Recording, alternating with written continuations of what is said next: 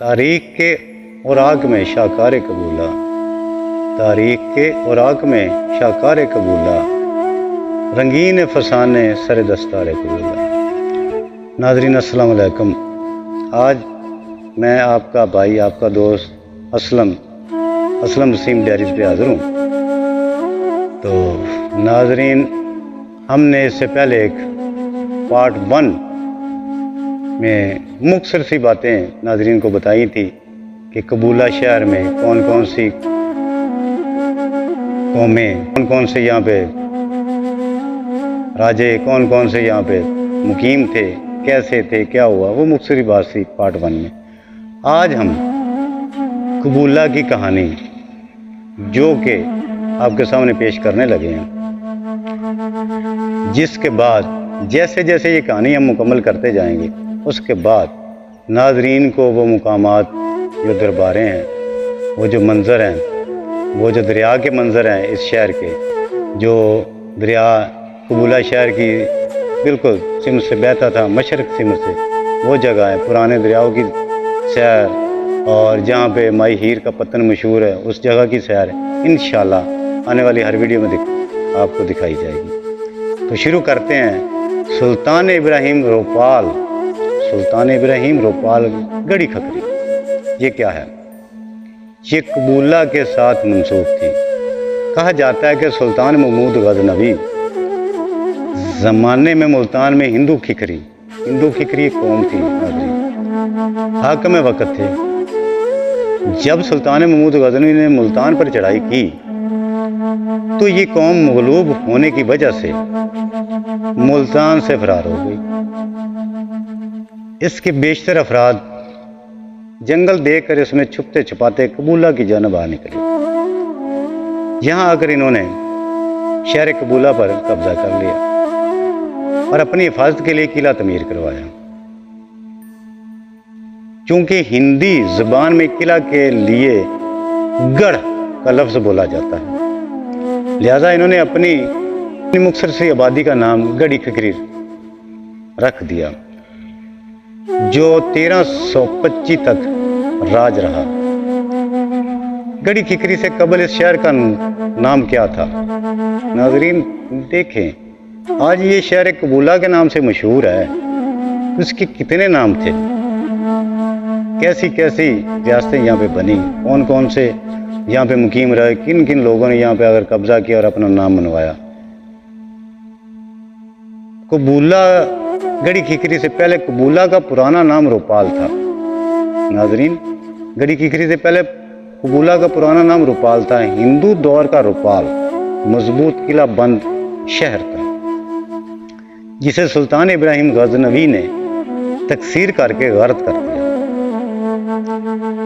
तारीख हमें बताती है कि सुल्तान इब्राहिम सल्जुक, यानी कि जैसे कि सिपा सलार को बोला जाता है, सल्जुकियों के मामलात निपटाना, यानी कि उनके मामलात निपटाना, बातें, उनसे कोई भी झगड़े होने, उनके बातों को सीधा करना। बात मुल्क इन इलाकों को फतह करने के लिए जहाँ से इससे पेशतर इस्लामी फ़ौजें नहीं पहुँची थी। नाज़रीन, जैसा कि हमने पार्ट 1 में आपको बताया कि यहाँ पे हिंदू राज था, सिख थे, ईसाई थे, मुख्तलिफ किस्म की कौमें थी। पंजाब की तरफ पेशकदमी, चनाचे 1079 में इसने अजोदन, यानी कि पाकपतन का शहर, मैंने नाज़रीन आपको पहली वीडियो में बताया कि अजोदन का हमने हवाला दिया, अजोदन क्या था, आज नाज़रीन के सामने वो पेश करने चला हूँ। अजोदन पाकपतन का पहला नाम था, जैसा कि कबूला शहर का नाम रोपाल पहले था, फिर गढ़ी खिकरी हुआ, आज ये कबूला के नाम से मशहूर है। नाज़रीन वो भी बताएंगे कि कबूला कैसे बना। अजोदन पाकपतन पर कब्जा कर लिया। इसके बाद उसने एक ढलवानी पहाड़ी की चोटी पर वाक़या रोपाल का मुसारा, यानी कि दूर से उसने देखा कि ये एक शहर, छोटा सा कस्बा रोपाल, जिसका नाम रोपाल था, उसके ऊपर आबादी है, मुसारा किया। करीब बाजार के जंगलात को साफ करना बहुत मुश्किल, वक़्त दर वक़्त तलब का काम था, लिहाजा उस काम पर हज़ारों सिपाहियों को लगा दिया गया। इस जंगल को, जैसे कि नाज़रीन ये सामने वाले, क्योंकि उनके मुलाजम थे, उन्हें कैसे कि जंगल की तोड़ फोड़ करो और यहाँ से रास्ते बनाओ। तो तो नाजरीन, इसके बाद सुरंग लगाने वाले अपनी सुरंगों को फसलों के नीचे से ले गए, जो वक्त के साथ गुजरती चली गई और हिंदू छावनी पर कब्जा किया हो गया। यानी कि नाजरीन, जैसा कि आपने सुना कि वो पाकपतन से निकले, एक सुरंग सी निकाली उन्होंने ज़मीन के अंदर से, अंडरग्राउंड निकलते हुए। तो कबूला के जो रिहाइश पजीर थे उनको नहीं इल्म था कि अंदर से कौन सी फौजें आ रही हैं। छावनी पर कब्जा हो गया। इसके बाद सुल्तान ने डेरा की तरफ पेश कदमी शुरू कर दी। मुल्ला मोहम्मद कासिम बयान करता है कि जगह एक किला थी जो 3 अतराफ से दरिया में गिरने के बायस जजीरा नुमा की शक्ल इख्तियार कर गई और दीगर पहाड़ों से मुंसलक था। इसको एक नाकाबिल अबूर जंगल ने घेरा हुआ था और इसमें इंतहाई ज़लील सांप बकसरत थे। अभी तक इस जगह की शनाख्त ना हो सकी। किला रुपाल की शनाख्त के लिए हमें इस तरीक़ की बयान को परखने की ज़रूरत है, मगर जो हवाल हमारे सामने नाज़रीन मैं आपके सामने पेश कर रहा हूँ।